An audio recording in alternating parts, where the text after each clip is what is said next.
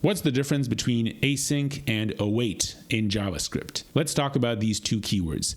They're a big part of JavaScript. They're important for handling promises and other things, and they play a big role in the language. Async and await. All right, so first the async keyword. It's part of asynchronous JavaScript, but let's narrow that down. I'm not going to talk about all of asynchronous JavaScript.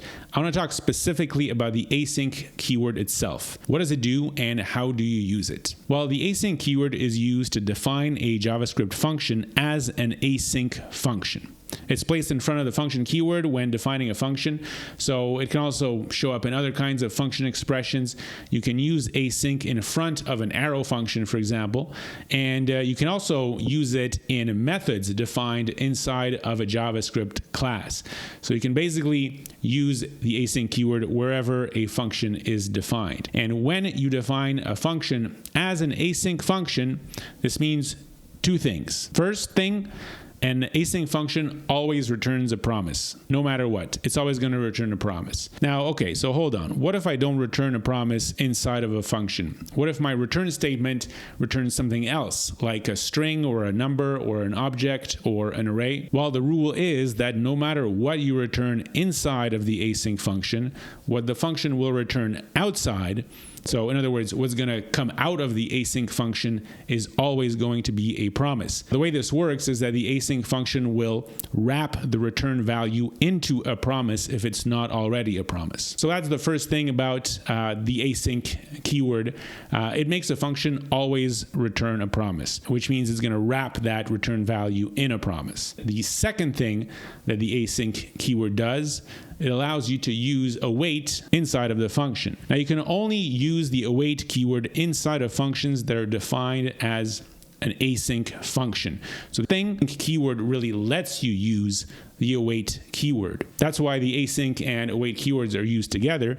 If you don't use the async keyword on a function, well, you can't use await inside of that function. All right, so let's look at the await keyword. What does await even mean? Well, await is an English word. It means to wait for.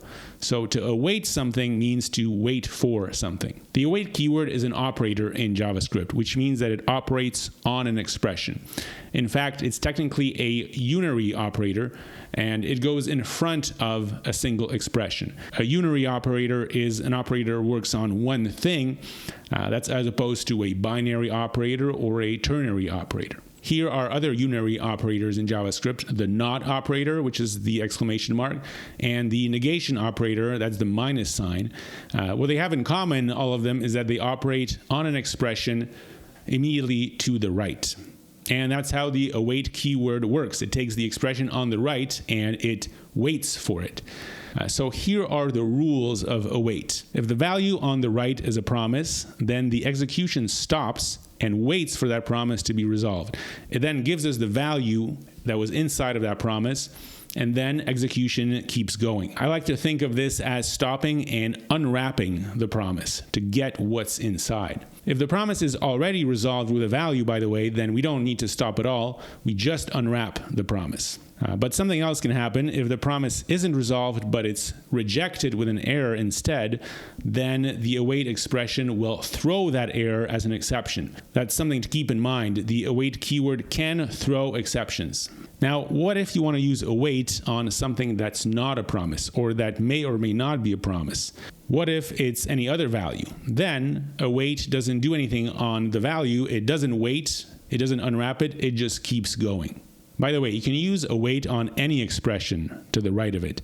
It can be a function call like this, and that's pretty common when a function returns a promise. But it can also just be a variable. Sometimes you have a promise that's just already inside of a variable. And in fact, the expression can be any expression. That's because await is an operator, and an operator just works on anything that's a valid JavaScript expression. So here's an example of await on some more complicated expressions, and it'll work the same way. So to recap, async is a keyword that defines a function as an async function. That means two things. What are those two things? One, the async function will always return a promise, and second, it will allow the use of await inside of that function. And await is an operator that works on expressions, and it stops execution and unwraps the promise if that expression contains a promise with a value in it. Or it will throw an exception if that promise contains an error. My name is Marek, and you're watching JavaScript with Marek. My goal is to help you master JavaScript. I have more videos for you, so check out the linked video here for what to watch next.